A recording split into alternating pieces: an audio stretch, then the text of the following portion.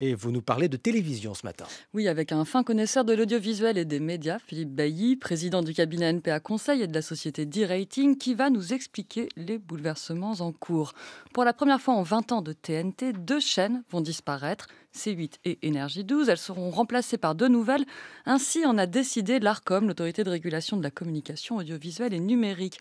Bonjour Philippe Bailly. Bonjour. Merci d'être venu ce matin. Dites-nous un mot d'abord de cette décision. L'un des critères est celui de la rentabilité économique des chaînes. Pourquoi ce critère? Est-ce au nom de la bonne stabilité, la bonne santé du secteur ou est-ce un moyen de s'assurer qu'il ne s'agit pas d'un projet idéologique?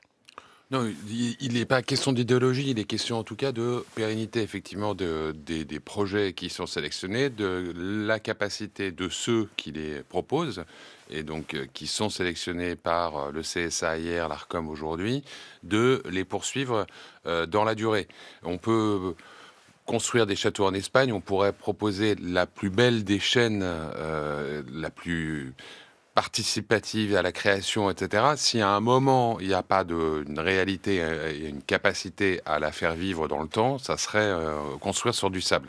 Donc encore une fois, que l'économie soit une des dimensions prises en compte par l'ARCOM, c'est naturel, c'est nécessaire, c'est évidemment pas le seul critère. Et peut-être simplement pour compléter ce que vous disiez au départ, le sujet ne s'est pas fait d'un remplacement place pour place, C8 et Énergie 12 remplacés par la chaîne de Ouest France ou Ouest France TV, ou FTV, et T18.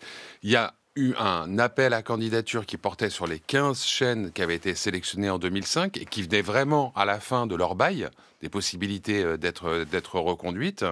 Il y a eu en face 25 dossiers qui ont été déposés. Et puis, il y a eu un concours de beauté, ce qu'on appelle un concours de beauté, qui porte effectivement à la fois sur les aspects économiques et puis sur le projet éditorial. Et donc, dans un paysage globalement rentable, les deux chaînes que j'ai citées, Énergie 12 et C8, étaient vraiment en difficulté. Bon, c'est pas les seuls, il y en a d'autres, hein, CNews et C-Star du groupe Canal, mais là, il y avait vraiment des records de déficit. Si on commence par Énergie 12, Philippe Bailly, qu'est-ce qui n'a pas marché dans cette chaîne qui a débuté dans la musique avant de se tourner vers la télé-réalité? On se rappelle de programmes phares comme Les Anges, Les Ch'tis, Les Marseillais. Alors, les Marseillais, c'était W9. Mais effectivement, les Anges, c'est bien sur Énergie 12. C'est une chaîne qui a démarré effectivement il y a 20 ans sur un créneau de divertissement dont l'engagement de départ n'a pas été à faire du documentaire, de l'information, etc. Plutôt d'être une chaîne divertissante. Alors, qu'on aime ou qu'on n'aime pas, Les Anges, par exemple, ça a été à un moment un succès important, un succès qui s'est étiolé. Et à ce moment-là, peut-être, hein, la chaîne n'a pas su rebondir, n'a pas trouvé en tout cas l'émission, le programme qui lui permettait de rebondir. Fait que, elle est rentrée dans une sorte de cercle vicieux dans lequel l'audience baisse, donc les moyens pour engager sur les programmes diminuent aussi. Euh, Ce qui porte atteinte à l'audience, etc. Il n'y a pas eu à un moment coup de talon au fond de la piscine qui fait qu'on remonte et on retrouve une situation plus équilibrée. Et c'est ainsi qu'Énergie 12 a vu ses audiences descendre en dessous de 1% en 2024. Ce n'est pas le cas par contre de C8, Philippe Bailly. La chaîne comptabilisait 3% de part d'audience pour l'année 2024 devant BFM TV. Comment expliquer que cette audience ne se monétise pas, que l'antenne soit quand même déficitaire? Alors, deux choses. D'une part, enfin que l'audience, elle s'est monétisée, elle s'est pas monétisée suffisamment pour rendre la chaîne rentable et en particulier, enfin pour une raison en particulier dont on reparlera peut-être, qui est un contrat sans équivalent dans les autres chaînes de la TNT, un contrat, celui avec la société de production de Cyril Hanouna, extrêmement important dans l'absolu peut-être, mais surtout en proportion de l'économie de la chaîne. C'est une chose. L'autre chose, c'est que C8, c'est 3% de l'audience, comme vous le rappeliez, mais c'est un profil d'audience plutôt âgé qui n'attire pas particulièrement les annonceurs, les marques, qui préfèrent investir sur ce on appelait les ménagères, qu'on appelle maintenant les femmes responsables des achats de moins de 50 ans, ou sur les jeunes adultes de 25 à 49 ans. Voilà, ça, ce sont les deux cibles prioritaires de la publicité. Ce ne sont pas les publics sur lesquels C8 était la plus performante. Deux questions. Pourquoi les seniors n'intéressent-ils pas les publicitaires, puisqu'ils ont pourtant du temps et du pouvoir d'achat, ou alors ceux de C8 ne sont pas assez riches? Non, alors, est-ce que ceux de C8 sont assez riches ou pas?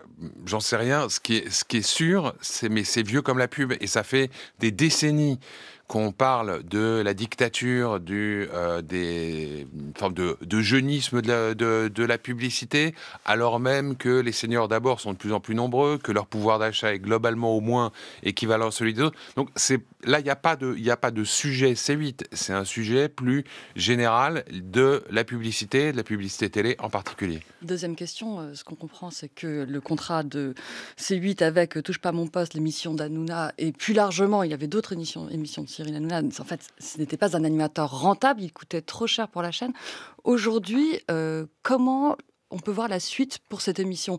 Est-ce qu'elle peut être rachetée par M6? C'est le concept qu'on rachète? C'est l'animateur? Est-ce qu'il peut partir avec ses chroniqueurs? Comment ça se passe, la suite? Alors, la suite, d'abord, Cyril Hanouna s'est engagé ce soir même À à dévoiler avec la son raconter bus. en direct à la fin de son émission et, paraît-il, à faire monter toute son équipe dans un bus qui les emmènera à leur prochaine destination. Ça, c'est pour une capacité de mise en scène qu'on doit d'ailleurs quand même lui reconnaître, une capacité à faire le show. D'un point de vue, enfin, à la fois sur le fond et d'un point de vue économique. Sur le fond, personne, je pense, aujourd'hui, ne prendra Cyril Hanouna pour faire la même émission que celle qu'il a faite sur C8, qu'elle soit sous le même nom ou sous un autre. Mais simplement, une autre chaîne le prendra, et c'est ce que le patron d'M6 notamment a dit, pour ses qualités d'animateur et pour faire du show, du divertissement, pas pour faire de la politique, pas pour faire ce vers quoi TPMP était allé ces dernières années. Ensuite, il y a un sujet économique. Quand tu vois, le cas de TPMP, il se rentre dans un contrat plus large et à peu près sans équivalent, je pense, en TNT, dans lequel il y avait un engagement d'achat à la société H2O, donc la société de Cyril Hanouna, pour 35 millions de programmes par an. C'est beaucoup plus que simplement ce que coûte l'émission TPMP elle-même. Et ces 35 millions, c'est plus d'un tiers du budget de la chaîne dans son ensemble. Évidemment, ça a déséquilibré, ou ça a contribué à déséquilibrer l'économie de C8. C'est pour ça aussi que demain, un nouvel accord entre Cyril Hanouna et une autre chaîne passera forcément par des termes économiques différents. Et en tout cas, les deux nouvelles chaînes qui vont arriver, T18 et Ouest France TV, seront consacrées au documentaire, donc beaucoup moins de risques. Merci beaucoup, Philippe Bailly.